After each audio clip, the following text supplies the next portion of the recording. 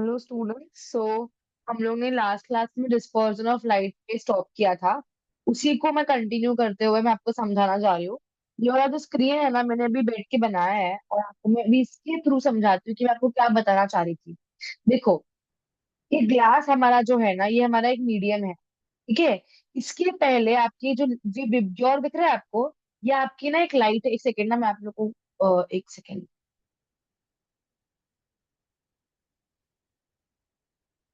1 minute.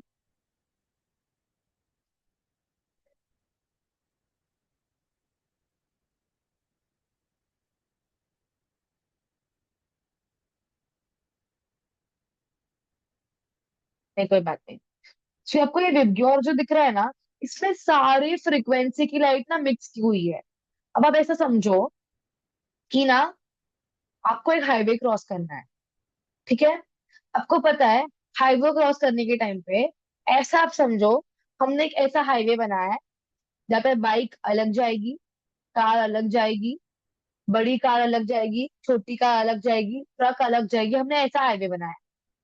तो उस highway को क्रॉस करने के पहले वो वहां कहीं पे रुकती है, फिर उसको अलग अलग अलग अलग जगह पे सेपरेट किया जाता है। अगर तुम बाइक हो तो तुम अलग रास्ता चूज करोगी। अगर कोई कार है तो एक अलग रास्ता चूज करेगी। अगर कोई बड़ी कार है तो वो अलग रास्ता चूज करेगी। अगर कोई ट्रक है तो अलग रास्ता चूज करेगी। अगर कोई बड़ी ट्रक है तो अलग रास्ता चूज करेगी।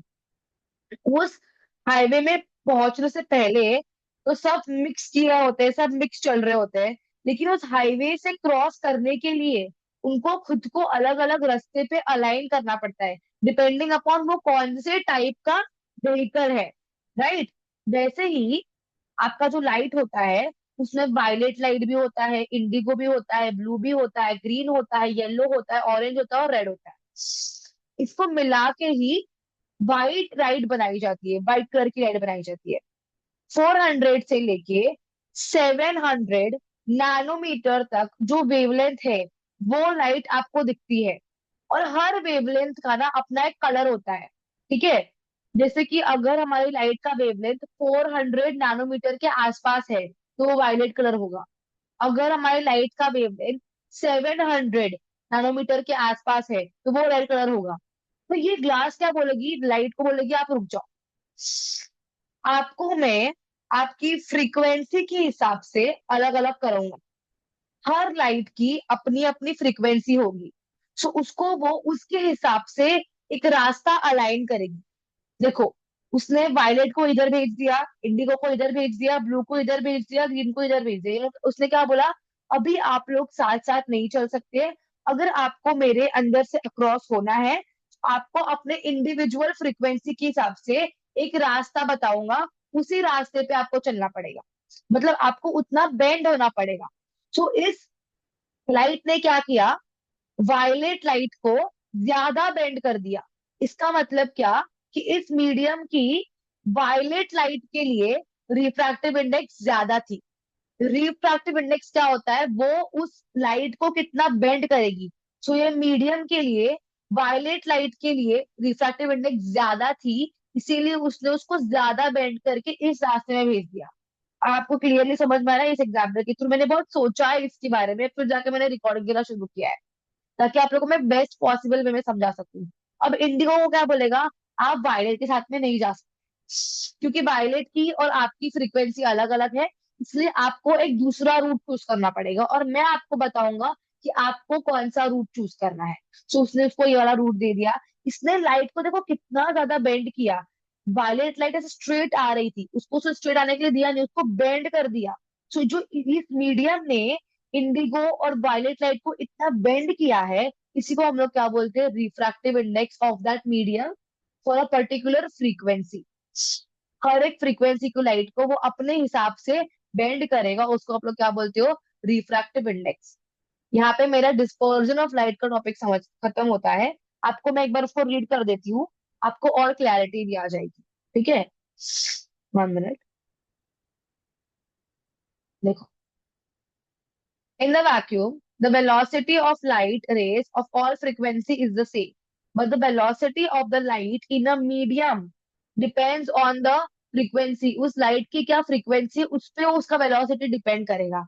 And thus different colour travel with different velocity, therefore the refractive index of a medium is different for different colour. मतलब क्या, एक सेकेंड ना, ये मीडियम, ये जो मीडियम ग्लास है, ये अलग अलग कलर को अलग अलग तरीके से बेंड कर रहा है, और इस बेंडिंग को हम लोग रिफ्रैक्टिव इंडेक्स बोलते हैं। इसलिए क्या लिखा है, क्या बोला उन्होंने, refractive index of a medium for different colour is different. मतलब अलग अलग कलर को हमारा मीडियम कितना बेंड करेगा, ये डिफरेंट है। That's it. ठीक है, 1 minute. So thus, even when the white light enters in a single medium like glass, the angle of refraction are different for different colors, so that the white light coming from the sun and through air enters any refractive medium, it emerges as a spectrum of 7 colors. देखो, the process of separation of light into its component color while passing through a medium is called as dispersion of light. ठीक है, Sir Isaac Newton was the first person to use a glass prism to obtain sun spectrum. When white light incident on the prism, different colors bend through different angles. Among the 7 colors, the red light bends the least. सबसे कम कौन bend हुआ है आपका, red light bend हुआ है।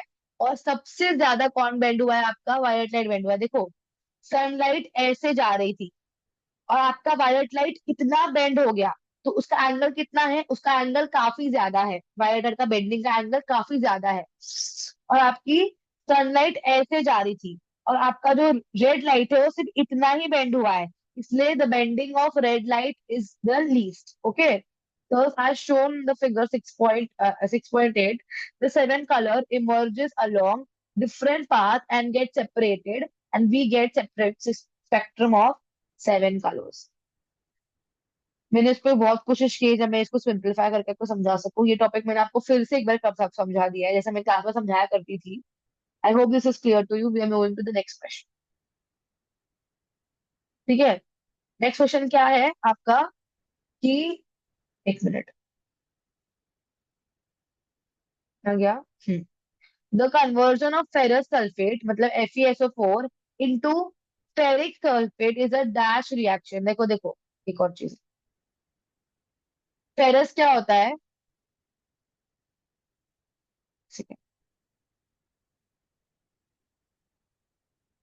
एक second, ferrous होता है Fe2+, फेरिक क्या होता है Fe3+।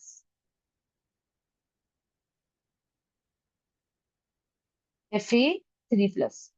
देखो, अब तक के मैं आपको क्या समझाया था, अगर एडिशन ऑफ हाइड्रोजन हो रहा, एडिशन ऑफ ऑक्सीजन हो रहा है, या रिमूवल ऑफ हाइड्रोजन हो रहा है, तो हम लोग क्या बोलेंगे, ऑक्सीडेशन हुआ। लेकिन अगर आपका एटम इलेक्ट्रॉन डोनेट करता है, उस केस में भी हम लोग क्या बोलते हैं, आपका जो ये एटम है वो ऑक्सीडाइज हुआ। फॉर एग्जाम्पल, अगर Na एक इलेक्ट्रॉन दे देता है, तो हम लोग क्या बोलेंगे, Na क्या हुआ है, ऑक्सीडाइज हुआ है। और अगर क्लोरीन एक इलेक्ट्रॉन ले लेता है, तो हम क्या बोलेंगे, क्लोरीन रिड्यूस हुआ है। ठीक है, सो देखो, not only by the addition of hydrogen and removal of oxygen, एक second, not only by addition of oxygen or removal of hydrogen oxidation takes place, but also by donation of an electron oxidation can take place। मतलब क्या बोलने का मतलब है मेरा, एक second को,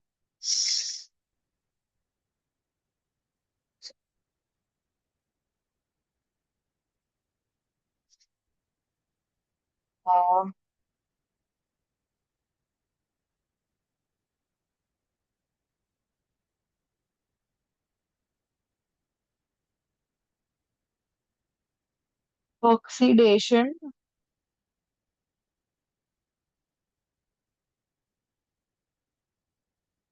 यहाँ पे क्या आएगा, रिडक्शन। ठीक है, अब देखो।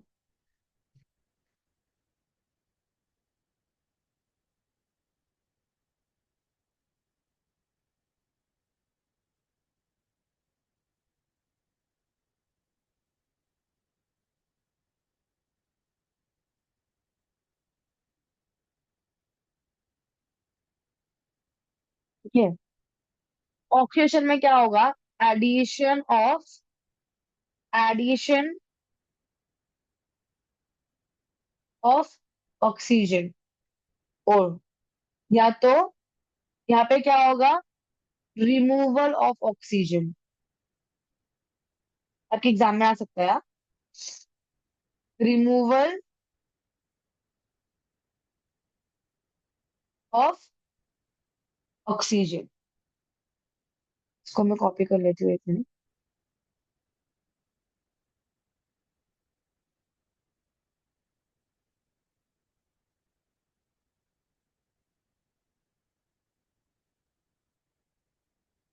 यहाँ पे क्या होगा? Removal of,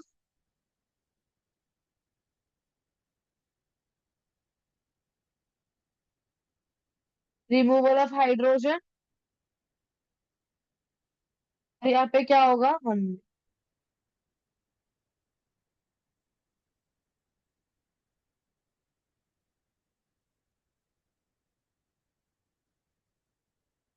addition of hydrogen.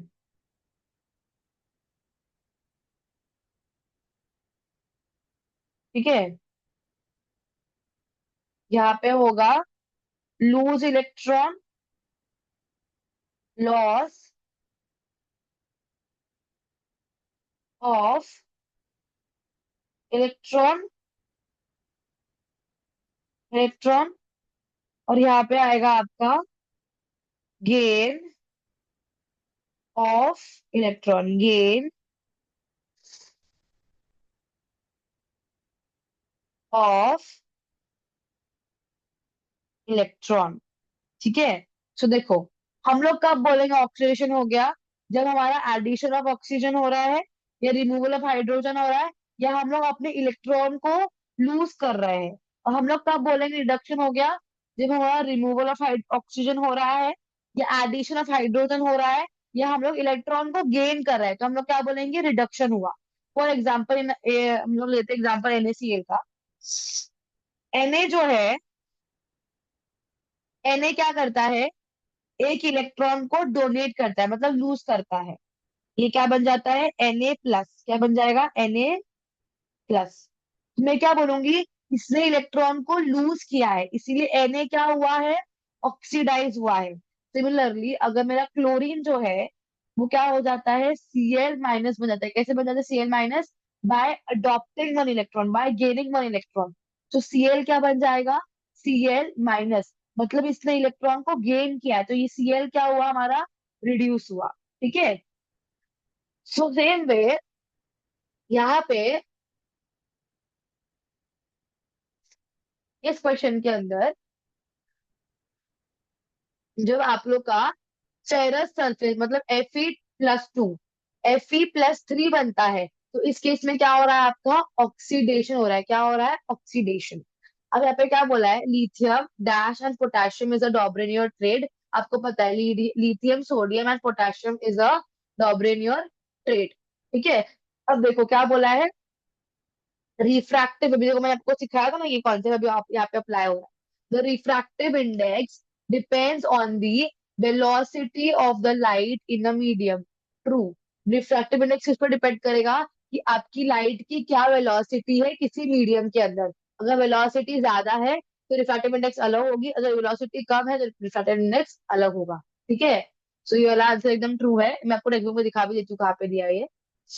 One second, दिखाओ।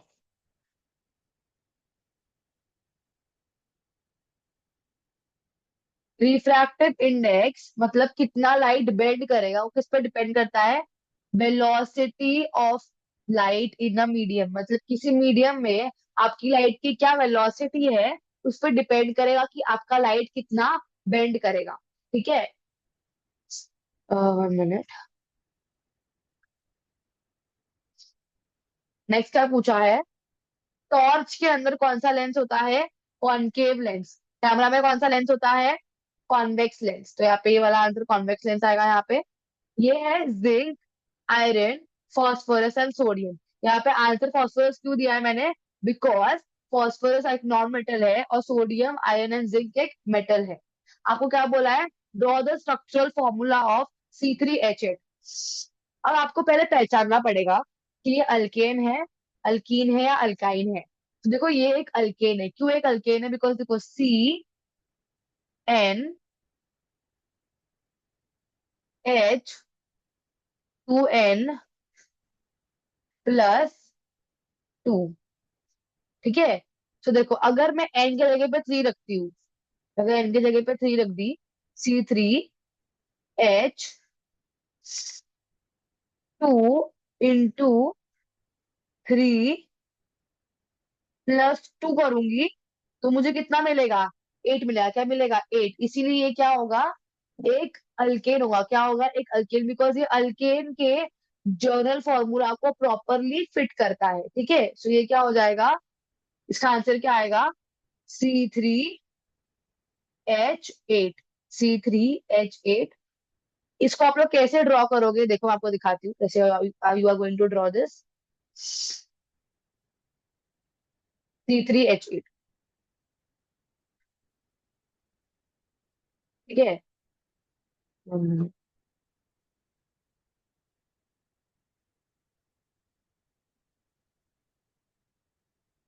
C3H8।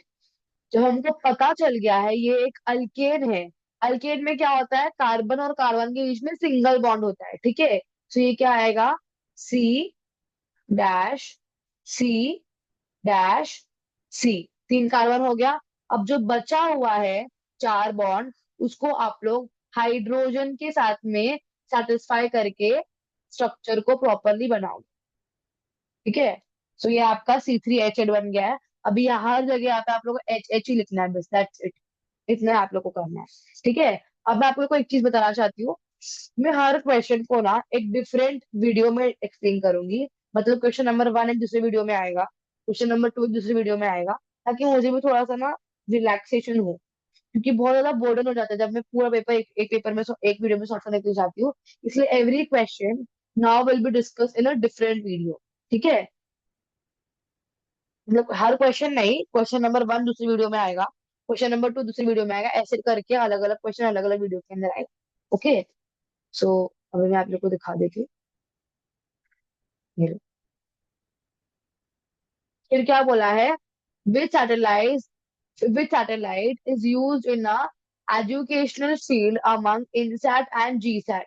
मतलब इनसैट और जीसैट सीरीज के अंदर कौन सा सैटेलाइट ऐसा है जिसको हम लोग एजुकेशनल फील्ड में यूज करते हैं? So for this even I need to research about it, so let's do this.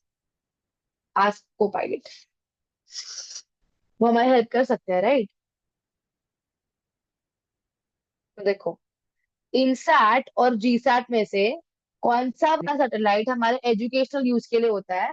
So satellite use in the educational field among INSAT and GSAT is EDUSAT, also known as GSAT. So हम लोग GSAT को हम लोग अपने educational field के अंदर use करते हैं। It was the first Indian satellite build exclusively to serve the educational sector. मतलब एजुकेशन को प्रॉपरली प्रोवाइड करवाने के लिए ये फर्स्ट सीरीज ऑफ सैटेलाइट निकाली गई थी इंडिया के द्वारा, जो एजुकेशन को सपोर्ट करने के लिए बनाई गई थी। ठीक है। तो GSAT it was the first Indian satellite build exclusively to serve the educational sector. ये बनाई ही गई थी एजुकेशनल सेक्टर को सर्व करने के लिए, providing satellite based two way communication to classroom for delivering educational material. जो ऑनलाइन क्लासेस पहले अवेलेबल होते थे, ये सारे चीजें हम लोग GSAT सैटेलाइट के थ्रू करवाते थे। ठीक है। तो इसका आंसर क्या आएगा? GSAT satellite. ओके। सो यहाँ पे हमारा क्वेश्चन नंबर 1 कंप्लीट होता है। आई थिंक मुझे और एक वीडियो ये करा देना चाहिए। देखो, stars appear to be twinkling at night, ये लास्ट लेक्चर के अंदर हो चुका था, तो इसके ऊपर और डिस्कशन नहीं होगा। Simple microscope is use for watch repairs, इसके बारे में ना हम लोग ने यहाँ पे कई तरह पढ़ाई पढ़ा है। ठीक है, 1 सेकेंड मैं आपको दिखाती हूँ। 1 मिनट। उन्होंने किसी आंसर के अंदर उसको कवर किया है। देखो, simple microscope, also known as a magnifying glass, is often used for watchmakers. It is often used by watchmaker, watch repairers वगैरह ये सब हो सकता है, ठीक है। और simple microscope, also known as a magnifying glass, is often used for watch repairs. It helps watchmakers see the tiny components of a watch more clearly, making it easier to perform delicate tasks like adjusting or replacing small parts. आपको यही वाला point वहां पे लिख के आना है, ठीक है। सो ये कर लेना, आप लोग बार बार एग्जाम में ये लोग सिंपल वाला पूछ रहे, सिंपल माइक्रोस्कोप के ऊपर पूछ रहे हैं। सो ये वाला आंसर आप लिख के आ सकते हो। आगे क्या बोला है, copper vessel turn greenish and silver article turn blackish when kept open in the air for long time। देखो, कॉपर वेसल ग्रीन क्यों हो जाते हैं और सिल्वर वेसल्स ब्लैक क्यों हो जाते हैं। हमारे एनवायरनमेंट के अंदर बहुत सारे ऐसे कंपोनेंट्स हैं जो हमारे मेटल को ऑक्सीडाइज कर देते हैं। ऑक्सीडाइज होने की वजह से आपके मेटल्स खराब होते हैं और इनमें ऐसे डिफरेंट डिफरेंट कलर्स हमको देखने के लिए मिलते हैं। इसका आंसर प्रॉपरली आप कैसे फ्रेम करोगे, ये मैं आप लोग को यहाँ पे बताती हूँ। 1 सेकेंड, ठीक है।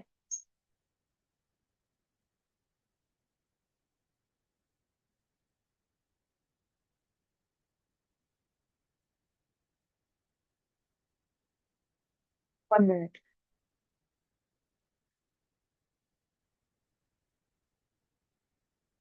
जुलाई 2020।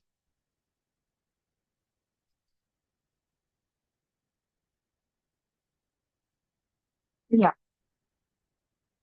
copper oxides to form black colored layer of copper oxide, then copper oxide combined with carbon dioxide from air, a greenish layer। एक मिनट, मैं आप लोग को टेक्स्ट बुक से दिखा देती हूँ।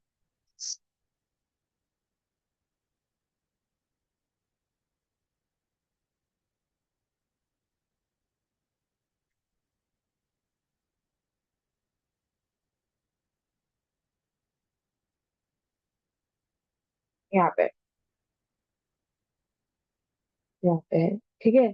सो carbon dioxide in the moist air react with the surface of copper vessel. Copper loses its luster due to formation of greenish layer of copper carbonate on its surface. This is called as patination of copper. उसके आगे आप लोग क्या लिखोगे, on exposure to air, silver articles become blackish after some time because the layer of silver sulfide formed by the reaction of silver and hydrogen sulphide in the air. So आपको ये 2 point वहां पे लिख के आना है, और यही रीजन है कि आपका कॉपर वेसल ग्रीन हो जाता है और आपका जो सिल्वर वेसल है वो ब्लैक हो जाता है, बिकॉज कॉपर वेसल के ऊपर CuCO3 की लेयर आ जाती है और सिल्वर वेसल के ऊपर Ag2S की लेयर आ जाती है, ठीक है। So this is what you are going to write in that answer. And इसके साथ हमारा गिव रीजन भी कंप्लीट होता है। इसके जो आगे का है क्वेश्चन नंबर 2B, इसको हम लोग नेक्स्ट लेक्चर में डिस्कस करेंगे, ठीक है। तब तक के लिए थैंक यू सो मच।